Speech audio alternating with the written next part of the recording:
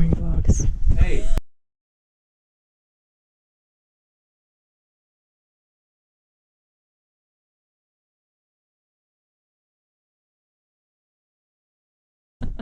Alright, okay, so what I've got here is the demo mount for the Surfr app. Now, this is the demo mount. This is what it looks like inside. So that clips off there like that. Inside, I get a waterproof bag because this is a demo mount, so I can put my phone in this, and I get an alcohol pad. All right.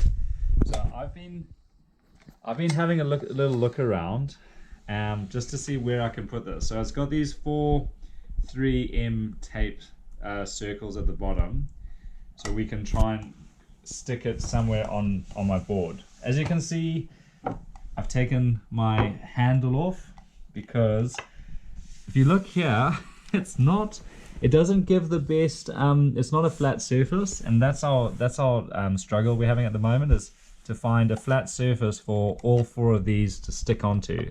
I've got some more of this 3M tape, and we're going to double that tape up underneath over here, or maybe even triple it up, so then it's actually sticking from in the center of the case in there.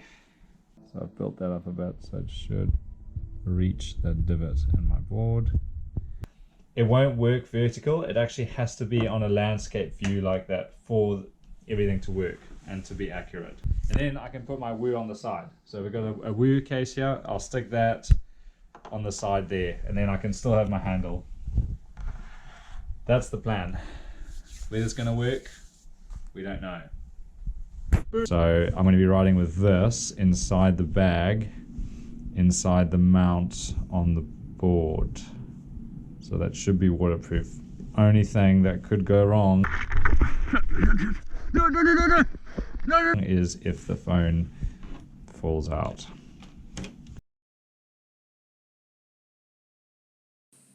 Once you've downloaded the Surfr app, it's going to ask you to calibrate the accelerometer and the gyroscope. I just want to go through a quick overview of the Surfr app with you. So here you have your social media kind of display that Surfr has, which is very similar to what the Woo 3 has. If we go down to the tab here, this is your recording screen. It's got a disclaimer writing at the top, which we'll just go into, and basically Surfr has said in this disclaimer that if you lose your phone, it's not their responsibility, and it's also told you how to go about reporting any missed jumps or anything to the developer. This is obviously to improve the app. So we'll go back to the recording screen. The big red button is to record your session. So you can start your recording. It's just told you that that's happened. The nice thing I really like about this is that you have got your time on the left. So you can see how long you're out there for. And it remains at 1 meter jump height. So 1 meter jump height is how it remains at, and that's the kind of standard to stop any like small jumps. The red button over there, which I struggle to tap, tap that 3 times to get out of the recording and to stop your session.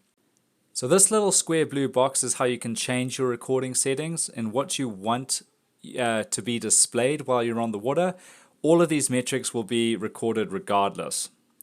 So if we go back, now this is the live feed. This is what I'm really excited about. I just, okay, I was just in the room. I was like, okay, I started my session. I'm actually talking to a guy down in Christchurch who's got one of these demo mounts as well. And I said, I just wanted to find out if he could see me on the live feed just over there. Whoops. So I'll go in there again. Okay, so he can see me. He can see me on the live feed, and it says that I've done a 9.3 meter jump. I've had 6.3 seconds of air time, and all I did was literally this. So I went like this, and I was like, huh, huh, big jump, and then I landed like that. So now that says a 1.6. Okay, so this is obviously messing with the algorithm because I don't have it in the case and I don't have it on the board. And he's asking, how tall is your ceiling? Maybe 2 meters, maybe 3 meters. Alright, so then you've got your leaderboards here, which is split between the height, the hang time, the distance traveled, which is a really nice feature to have, and also your speed. So leaderboards pretty much are similar to Woo 3. And then we've got the profile. So that's my profile there, very similar to Woo 3 again. But this is a really cool feature. This is the ideas page. So this shows you where all the ideas that other people have come up with and ideas that they're working on. I really like this side of things. I guess the big test is going to be when we match this up to the Woo 3 after the session and we see how both algorithms work. Okay, welcome to this honest review. I'm going to go over my opinion on the differences between the new Surfr App versus the Woo 3. We're on Tay Street at the moment, 25 to 30 knots, could be going up to 35, 40 knots, but I'm going to go on a 10 meter XR4. I've got my Surfr App attached with my phone. It's a Samsung Galaxy S6 and I turned that on and I got a Woo 3 on. First jump, there we go.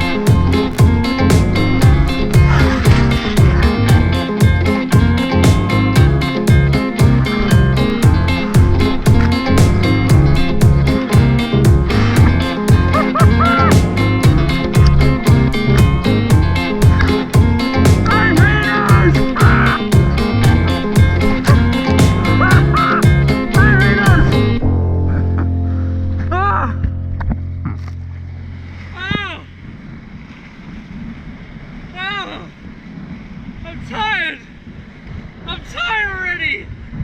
I hope you can see this back at home! I hope the live feed works! But that was fun! Woo! Such a big wave! Okay, let's go top of it, here we go!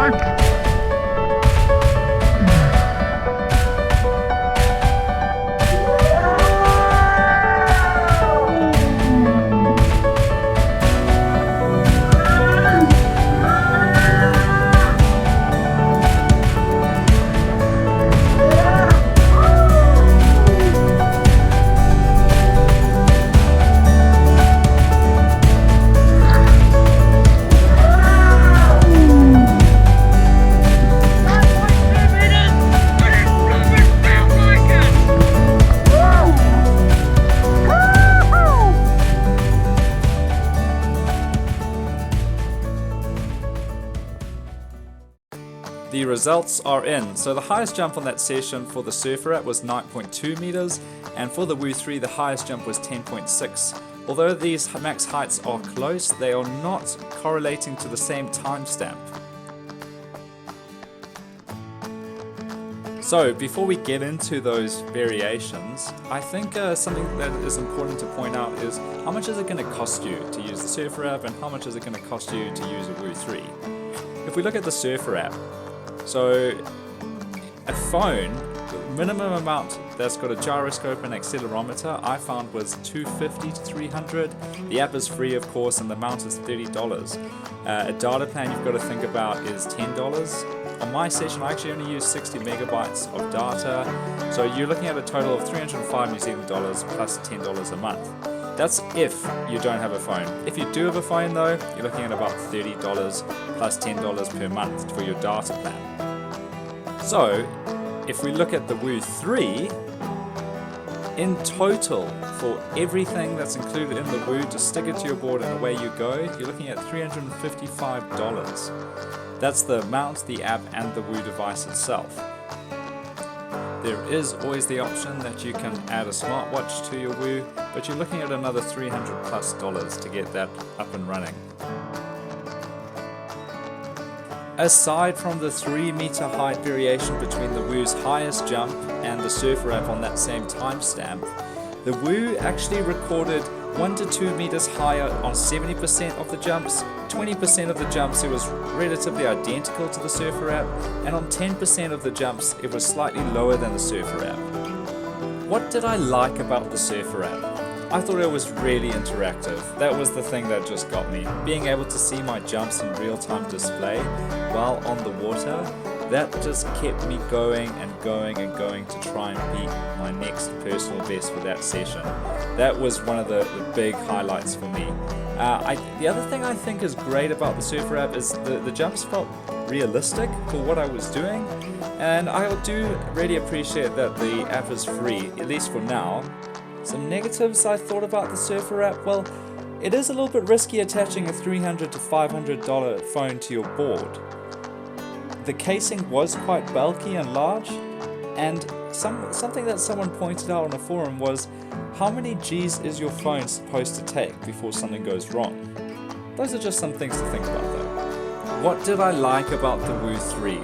Well, for starters, the compact design is something I'm sure we can all appreciate, having something that small attached to our board. It's also simple to use, and the well-established social following that they have on their social channel is great for learning from other people all over the world. Having to turn your Woo off after you think you've done a big boost so you can find it after the session is one of the most frustrating things I think about the Woo 3. Not only that, but also the accuracy of the rotations, if you have any rotations in your jump.